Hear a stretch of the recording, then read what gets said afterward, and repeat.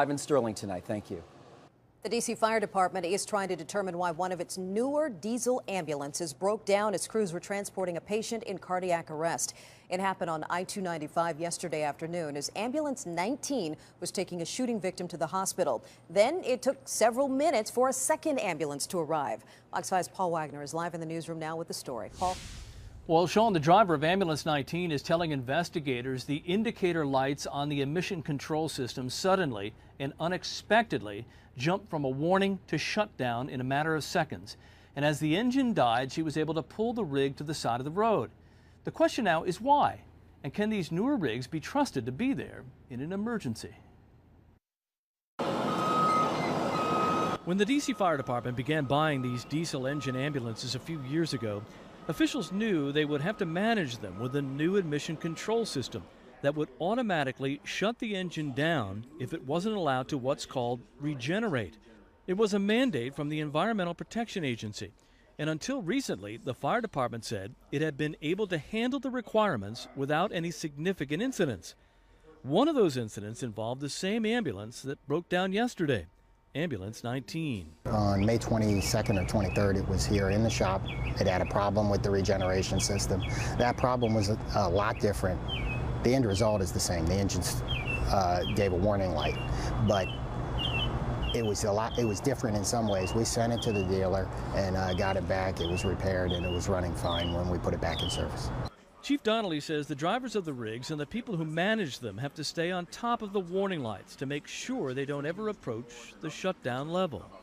We don't want to have any incidents like this, but I think we've shown we can manage it. It's tough. You know, it takes a lot of coordination and effort, and there are a number of people that work on it. The drivers have a role, the dispatchers have a role, the battalion chiefs and EMS supervisors have a role, and everybody's been doing their job in managing this. I'm confident we can. Although Chief Donnelly says he's only aware of one recent problem with Ambulance 19's emissions system, the union says they have a record of at least 3. To my understanding, that this particular problem has been reported 3 times prior since last August and not addressed properly with that particular unit. Ed Smith says minutes count with patient care, and engine shutdowns due to emission control is unacceptable. It's going back to the manufacturer. It should still be under warranty, and let them get to the bottom of it. But in the future, the fire department may not have to deal with the issue. In May of last year, after many complaints from other fire departments, the EPA issued a directive waiving the diesel emissions rules for fire engines and ambulances. Chief Donnelly says he was unaware of the directive and said he would have to look into it. What's unclear is if the emissions controls can be disconnected or the fire department would have to buy new units without them. When Ambulance 19 broke down, it was transporting 34-year-old Nathaniel McCrae, who had just been shot by D.C. police. A medic continued to administer CPR while the crew waited for a second ambulance, but McCrae was pronounced dead at Howard University Hospital.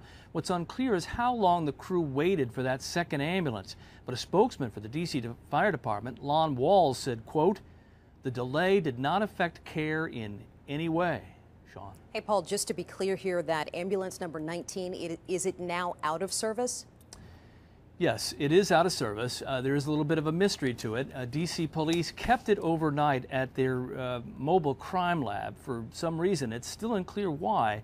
And Chief Donnelly told us today that the D.C.